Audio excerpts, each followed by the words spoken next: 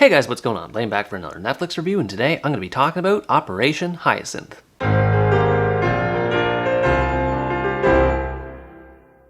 Operation Hyacinth is a Polish crime drama based on the real-life 1980s police operation of the same name, and tells the story of a young police officer named Robert, who is frustrated when a murder investigation in Warsaw's gay community gets shut down when he's on the cusp of solving it. Unable to come to terms with the case's closure, Robert decides he's going to take matters into his own hands and continue the investigation outside of police supervision, and this leads him to make startling discoveries, which in turn will lead him to questioning both his professional and personal identities. The movie takes place during a time when homosexuality was not just frowned upon, but heavily criminalized and treated with hostility by both the general population and the communist government. As such, many characters deal with a constant sense of tension over the threat of punishment, chief among them being the main character, Robert. Although there weren't many notable characters, Robert was an excellent protagonist. His journey starts off as him just wanting to be an honest police officer doing his job, and over the course of the story, his findings lead him to question everything, including his sexual identity. His father works in a high-power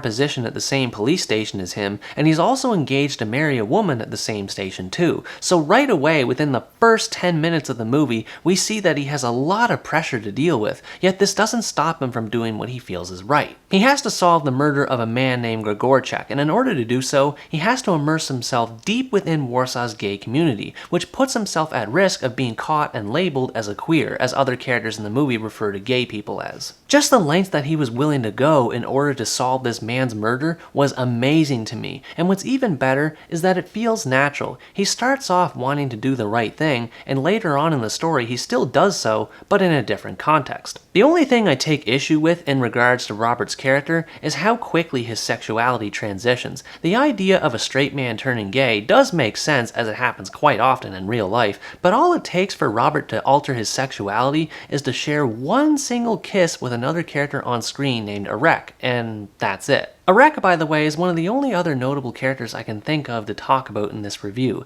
He's an ordinary college student studying German who happens to be homosexual, and he crosses paths with Robert during his investigation, which in turn leads Robert to turning Eren into an informant of sorts. There's not much I can say about Eren. His actor's performance is solid, and some of the scenes that he shares with other gay characters are fun to watch, but outside of that, his character's a blank slate. The romance between him and Robert is a good idea, especially considering the movie's hostile setting, but as I mentioned earlier, it's all executed a bit too quickly for my tastes. For a slow burn thriller like this, I think it needed more time to digest things and build a proper relationship. Speaking of thrills though, this is where I feel the movie truly shines. Although I wouldn't technically consider it as a thriller, the amount of stress and anxiety that I felt while watching this movie was almost palpable at times. The atmosphere and backdrop of a communist-era city set in 1980s Poland is virtually flawless in presentation here. Dark lighting coats just about every scene that takes place, which gives off a sinister mood in terms of vibe. It feels like almost the entire movie takes place at night, which could get tiring,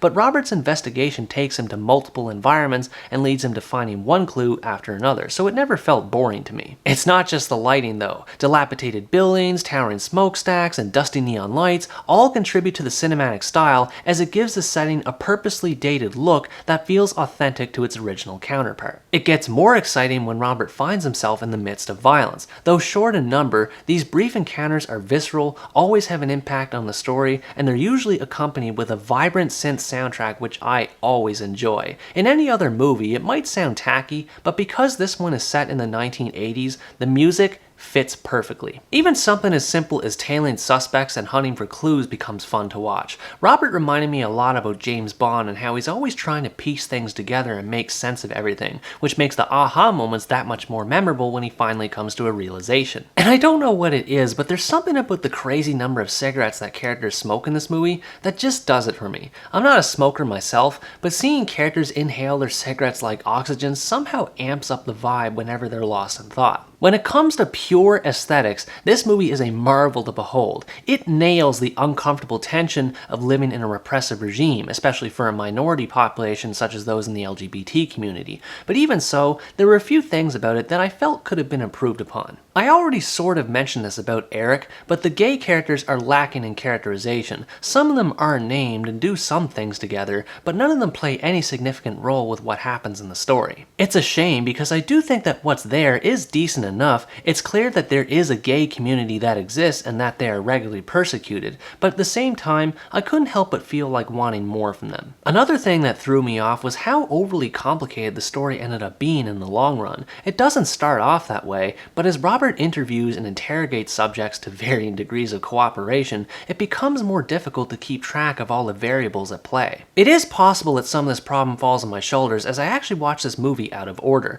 I watched the first half of the movie on one day and the other half of it on another day because I was too busy to watch it at the time in one full day. But even before completing the first half of the movie, I remember being a bit overwhelmed by the sheer amount of detail in the story. Robert gathers photos, sex tapes, documents, pretty much any kind of evidence that you can think of in order to pin down the person responsible for Gregorchek's murder, and with so much information happening on screen, it can be hard to determine what's important to the story and what's not. Overall, Operation Hyacinth is a fantastic crime drama that paints a bleak picture for an already desperate community of people with an underlying layer of hope that emphasizes the goodwill of those who support them. If you're looking for a slow burn crime story that emphasizes an LGBT topic while serving as a character study for a conflicted man of service, this movie is right up your alley. While I would have liked to see less detail in its story and more for its gay characters, the movie remains a superb work of art. Its tormented protagonist and masterful creativity with its mise-en-scène serve to promote a message of love and acceptance, and the fact that this movie is based on a true story